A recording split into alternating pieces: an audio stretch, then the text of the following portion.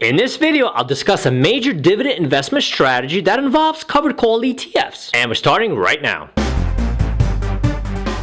Hey guys, Elliot here. So if you're a dividend investor, which is an approach I very much recommend, then the main priority is the actual dividend income, with dividend growth and stock appreciation also an important but secondary consideration. Today, let's talk about a true champion of the income side of things, the covered call ETF. There are a handful of them out there and they typically pay some very impressive dividend returns. Here, I'll explain what they are and discuss all the pros and cons. Let's get into it, and as always, if you enjoyed this video and find it useful, please do subscribe to the channel. Helps me out a lot, and don't forget to smash that like button. So right off the bat, a covered call ETF needs to be defined and then explained further, as these ETFs are not a commonly known financial tool, with most casual and even some serious investors completely unaware that they exist. Let's define it first, starting with the simpler part, the ETF. ETF, of course, stands for Exchange Traded Fund. The easiest way to understand them is to think of ETFs as your basic mutual funds. These funds are made up of specific stocks, and investors put in money to buy shares and are then entitled to all the gains and possible losses that the funds incur from the change in price of the stocks that make them up. Now sure, ETFs are a bit different from mutual funds. They are treated more like stocks, and they're typically passively, not actively managed, and as a result there are less fees. They're also cheaper to buy, there are no minimums, and they also have some tax advantages. If you want to learn more about ETFs, I have a separate video on them with a link in the description below. For the purposes of our discussion in the meantime, we'll just think of them as regular mutual funds. Okay, so that was the easier part. Now, what does covered call mean? Well, here we need to talk about options, because a covered call is taken directly from that world. Options are nothing more than contracts that gives the purchaser of the options the right but not the obligation to buy a certain stock at a predetermined price before a certain date. There are two common types of options: a call option, where the purchaser or seller thinks the price will rise, and a put option, where the purchaser or seller thinks the price will fall. So as a simple example, if you think that Apple stock, which is currently about $180 per share, will go up to $185, you could buy a call option dated a week from now, and if the price rises above that before the week is up, say to $187, well, you can then buy the shares at the agreed upon $185 and then sell them to pocket the difference. This works, of course, in reverse as well for falling share prices using put options. Now that is for the buyer, but you can also sell or write call and put options, not just buy them, and this is exactly what these covered call ETFs do. Now, what exactly does the covered part of the name mean? Covered simply means that you own the stock you're writing the options against. If you don't, it's then referred to as a naked call or put, and that's generally a much more difficult spot to be in as a seller, as you would have to purchase stock to cover your position if you're wrong on price. Okay, so that was a lot of financial info thrown at you while defining what an ETF, a call, and the word covered all meant. Now let's put it all together. A covered call ETF purchases a large number of varied stocks with at least 100 shares of each, as that is the minimum to write an option contract against. In reality, of course, these funds own thousands upon thousands of shares, and this ensures that the calls they write will all be covered. Then they pick target prices and target dates and write hundreds of call options against their stock portfolio. These option contracts get snapped up by other investors who wish to speculate on price, or perhaps use these options in various hedging strategies. Either way, all buyers pay a premium to acquire these options. These are typically several dollars a piece, but costs do vary, and these premiums are exactly how covered call ETFs make their money. And the reason they do is because they get to keep the premiums regardless of what happens to the price of the underlying stock, and these premiums get returned minus any fees right back to the investors in the form of dividends. Besides making money on the premiums, these funds also have capital appreciation on the stocks they hold, but this appreciation, of course, doesn't pay out any dividends, only the premiums do. Obviously, these funds are occasionally wrong on the price movement, and the price of the stock ends up being higher than the target strike price. In that case, the funds are forced to sell off the batch of shares at the lower price and buy it back at the higher price, thus losing some money. But they still keep the premiums no matter what, so the investor gets a dividend regardless. As you can probably tell from what I just described, covered call ETFs are really good when the market is staying flat, is falling, or rises only slightly, and there is a minimum volatility. This strategy makes much less money in a fast rising bull market, as the price of shares may continuously rise and beat predictions, thus forcing a cycle of having to sell shares and buy them back at the higher price point. Volatility is also not good for covered calls in general, because who wants to deal with predicting price and writing options when the market is all over the place hour to hour and day to day? A steady and generally sideways market with lots of optimism is when these funds really make their money, as then everyone thinks the next big rise is just around the corner and option buyers are everywhere. Now, what if the market goes down? Well, there are a few covered call ETFs out there that write put options to protect against the downside potential as the price drops, and I will mention one of them later on in the video. Overall, all covered call ETFs are relatively safe and are a great source of income. There are some tax disadvantages in the sense that this income is treated as regular unqualified dividend income, and some financial advisors recommend that you use covered call ETFs in the context of a tax advantage account such as an IRA to minimize and defer tax liability. These ETFs are sometimes actively managed, so fees are another item to check carefully to understand exactly how much this investment will cost you. However, for the most part, the ultra-high dividend paid and the monthly schedule of paying them outweigh the disadvantages. So speaking of that dividend income, let's discuss how much these funds pay and list out some of the better known covered call ETFs out there. In all cases, I would strongly encourage you to do your own research and make sure their performance and fees are in line with what you're willing to invest in. And never forget, you're investing in covered call ETFs primarily for the dividend income. What you're giving up is the upside potential if the stocks these funds hold rise dramatically in price in a bull market. So one of the better known names in the covered call ETF world is Global X Nasdaq 100 ETF, ticker symbol QYLD and pronounced as QYLD. As the name implies, the fund uses the tech-heavy Nasdaq 100 as the underlying index of choice. At the time of this video, it was paying out an 11.73% dividend yield, which is $2.07 per share at the current value of $17.65 per share. Another well-known covered call ETF is the Global X S&P 500 ETF, ticker symbol XYLD and pronounced as XYLD, and it follows the S&P 500 as the index of choice. At the time of this video, it pays out a 9.49% dividend yield, which is $3.83 per share, at the current value of $40.36 per share. Finally, we have the Global X Russell 2000 ETF, ticker symbol RYLD and pronounced as RYLD. As you can probably guess, it follows the Russell 2000 index. At the time of this video, it pays out a 12.25% dividend yield, which is $2.03 per share, at the current value of $16.53 per share. All three of these funds have expense ratios of around 0.6%, which is fairly good, and this is due to them being passively managed. What's not as good is that RYLD and XYLD have had this dividend cuts this year, though to its credit, QYLD has not and actually grew the dividend. There are of course other covered call ETFs to consider, and a total of 23 covered call ETFs that are US based are currently recognized by the SEC. There are also a few global and Canadian ones as well. Most do distribute the dividends monthly, but there are also quarterly distribution schedules. There are also a number of actively managed or discretionary funds that have managers picking the stocks versus a passive strategy. However, their performance may or may not be better than the passive ETF, so check the 1 and 3 year trailing returns carefully before investing. An example of a managed fund is the JP Morgan Equity Premium Income ETF, ticker symbol JEPI, pronounced as JEPI. At the time of this video, it pays out a 7.30 dividend yield, which is $4.17 per share at the current value of $57.10 per share. JEPI doesn't strictly follow an index, but rather consists of large cap stocks picked by the management team, and covered calls are then written against that hand-picked portfolio. Surprisingly, JEPI has a very low management expense ratio of 0.35, so it's not an expensive ETF to own. Finally, let me mention another well-known managed covered call ETF, and its ticker symbol is NUSI, pronounced as NUSI. At the time of this video, it pays out a 7.56% dividend yield, which is $1.77 per share at the current value of $23.49 per share, with an expense ratio of 0.68%. NUSI actually writes both covered calls and covered puts, so this particular ETF is unique in that it has a downside protection as well. Okay, so that was a quick primer on covered call ETFs, especially for those viewers who have never heard of them before. Now, while I do hold all 5 of the ETFs I talked about in my own portfolio, I need to remind you again to really do your own research, since there is no guarantee these ETFs will be right investments specifically for you. If you enjoyed this video and found it useful, please do subscribe to this channel and turn on notifications so you don't miss any of the upcoming financial and investing videos such as this one. Thanks for watching, and I'll see you all soon.